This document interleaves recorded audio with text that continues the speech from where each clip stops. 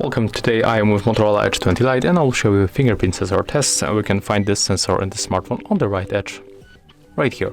So let's make a few tries, let's see how fast it works and if it is reliable.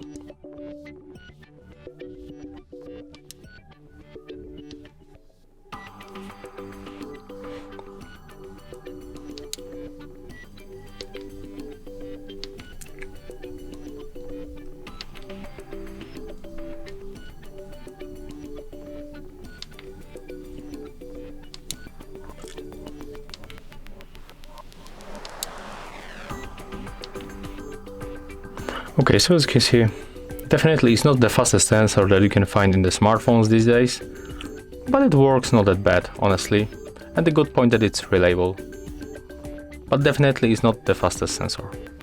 So that's how it works.